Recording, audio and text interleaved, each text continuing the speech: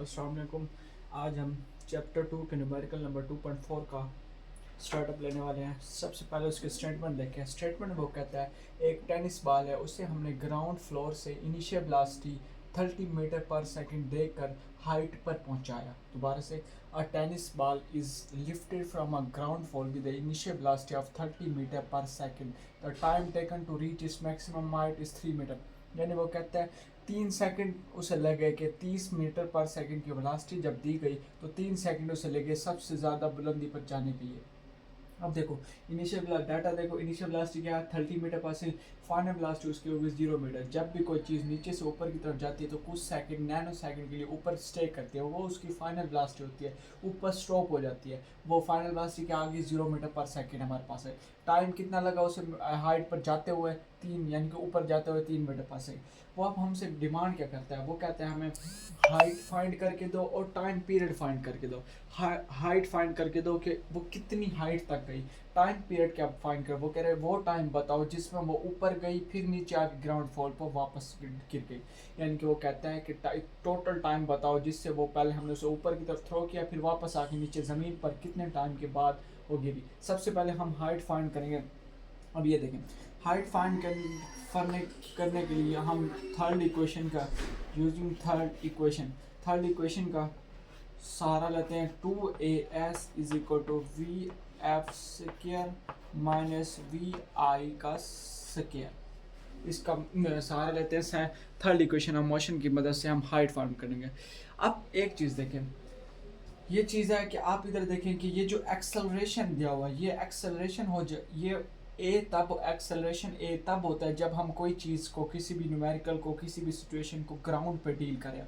यहाँ पे तो हम ग्राउंड पे डील नहीं कर रहे, हाइट की तरफ, तो एक्सेलरेशन रिप्लेस हो जाएगा ग्रेविटी में। जब हम ग्रेविटी में करते हैं, हाइट पे करते हैं तो एक्सेलरेशन ग्रेविटी में, तो ये बन जाएगा 2gh और एस था डिस्टेंस, ग्राउंड के लिए डिस्टेंस होता है, हाइट ग्रेविटी के लिए, हाइट के लिए क्या होता है हाइट, तो एस एच में तब्दील हो जाएगा, ए जी को रिप्लेस कर देगा और हमारे पास आगे वैसा का वैसा v f square minus v i का स्क्र वैल्यू पुट करें। अब दूसरी चीज़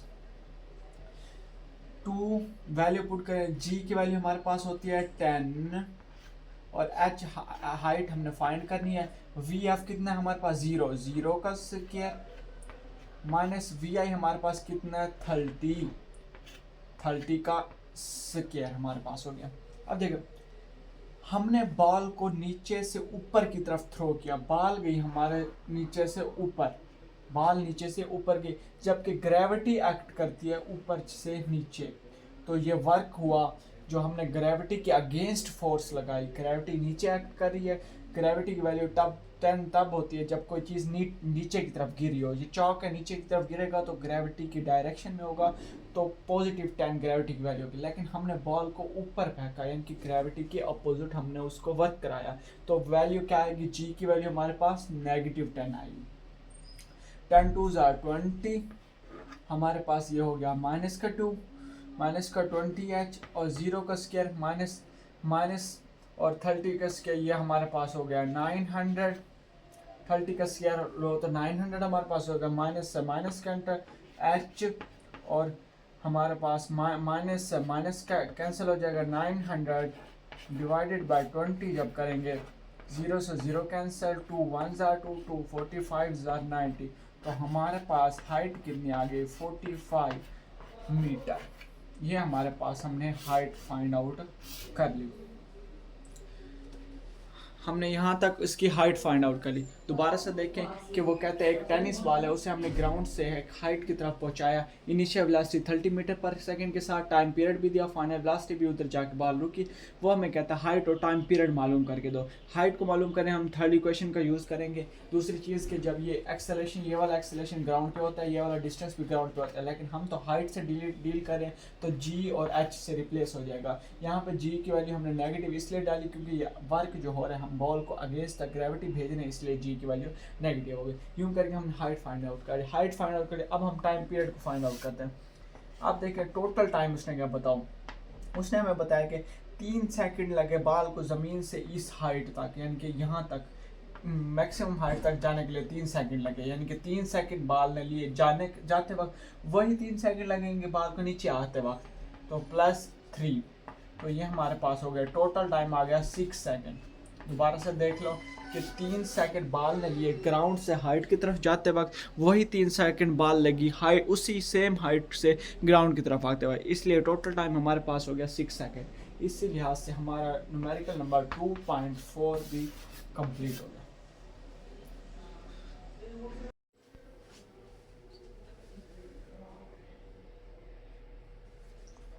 अब हम न्यूमेरिकल नंबर 2.6 का आगाज़ करते हैं। इसकी स्टेटमेंट है, देखिए स्टेटमेंट वो कहता है एक ट्रेन है स्टार्टेड फ्रॉम रेस्ट। पहला क्लू मिल गया कि उसकी इनिशियल वेलोसिटी 0 है जब वो started from rest with an acceleration उसने दिया हुआ है 0.5 मीटर पर सेकंड स्क्वायर। उसने एक्सेलरेशन दिया हुआ है, क्या ट्रेन स्टार्ट किया, ट्रेन ने स्टार्टअप लिया रेस्ट से, उसका एक्सेलरेशन लिया, उसने 100 मीटर डिस्टेंस कवर किया। बताओ 100 मीटर डिस्टेंस करने के बाद उसकी स्पीड क्या होगी। लेकिन उसने एक शर्त रखी है कि वो उसने ये लिखा है स्पीड को किलोमीटर पर आवर में हमने बताना है। दोबारा से देखें, cast train started from rest with an acceleration, इतना डिस्टेंस इतना कवर किया, फाइंड इट्स स्पीड यानी कि फाइनल वेलोसिटी बताओ किलोमीटर पर आवर में 100 मीटर चलने के बाद उसकी स्पीड फाइनल वेलोसिटी क्या है। दोबारा से As train started from rest means initial velocity 0, acceleration उसका दिया गया 0.5 मीटर पर सेकेंड, डिस्टेंस उसने दे दिया, फाइनल वेलोसिटी मालूम करनी है। अब फाइनल वेलोसिटी फाइंड आउट करने के लिए हम कौन सी equation use in third equation का हम सहारा लेते हैं, जो कि हमारे पास है 2as vf square minus vi square. 2a हमारे पास 0.5, एस हमारे पास 100, वी एफ हमने मालूम करना है जो जिसका स्क्वायर माइनस वी आई 0 का स्क्वायर। ठीक है, 0.5 को जब 2 से मल्टीप्लाई करो तो 1 आता है, 1 इंटू 100 और इधर से 0 का स्क्वायर या 0 यहाँ थे हमारे पास सिर्फ बच गया वी एफ का स्क्वायर बच गया, 100 इंटू वी एफ का स्क्वायर। अब हमें तो चाहिए तो सिर्फ फाइनल वेलोसिटी वी एफ चाहिए, तो taking square root on both side, जब बोथ साइड पे स्क्वायर रूट लेंगे 2 स्क्वायर से स्क्वायर रूट कैंसिल, 100 का स्क्वायर तो वी एफ हमारे पास आ जाएगा 100 का स्क्वायर कितना 10 मीटर पर सेकेंड, हमारे पास आ गया 10 मीटर पर सेकेंड। ये हमने वी एफ बोला। एक सब दोबारा देखें, वो डाटा कह रहा है, डाटा में वो कह रहा है ट्रेन स्टार्टेड फ्रॉम रेस्ट का मतलब इनिशियल वेलोसिटी 0, एक्सेलरेशन उसने दिया है 0.5 metre per second square, distance उसने दिया हुआ 100 मीटर। वो हमसे क्या डिमांड कर रहा है, वो कह रहा है एक ट्रेन है वो जो रेस्ट से चली है, 100 मीटर उसने डिस्टेंस कवर किया है, वो कहता है 100 मीटर के बाद उसकी स्पीड बताओ कि 100 मीटर के बाद उसकी स्पीड क्या होगी। स्पीड फाइंड आउट करने के लिए हम थर्ड इक्वेशन का सहारा लेंगे, 2s vf वैल्यूज पुट करके हमने vf मालूम कर ली मीटर पर सेकंड। लेकिन उसने एक और स्टेटमेंट, एक और रिक्वायरमेंट डाल दी कि स्पीड हमें किस में मालूम करके दो, किलोमीटर पर आवर में। हमें पता है स्पीड वेलोसिटी का यूनिट तो मीटर पर सेकंड होता है, लेकिन वो हमसे डिमांड कर रहा है कि आप किलोमीटर पर आवर में से मालूम करके दो। अब हम देखते हैं कि हमने फाइनल वेलोसिटी क्या मालूम की थी, हमारी स्पीड क्या निकली थी 10 मीटर पर सेकंड, लेकिन उसने क्या किलोमीटर में बताओ, तो kilometre per to convert into kilometre per hour, kilometre per hour में करने के लिए मल्टीप्लाई 10 मल्टीप्लाई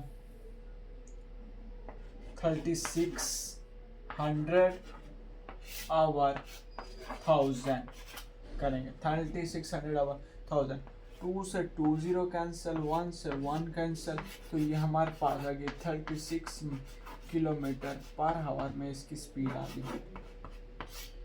ये हमारे पास इसका आंसर आ गया। ये चीज़ इसकी मेन है कि उसे कैसे कन्वर्ट, ये चीज़ आपको बताते हैं कि इसका क्लू क्या है। 2 पॉइंट्स हैं, आप याद कर लें। जब हमने करना होगा ना मीटर पर सेकंड को किलोमीटर पर आवर में, तो हम उस वैल्यू को मल्टीप्लाई करेंगे 3600 से, डिवाइड करेंगे 1000 से।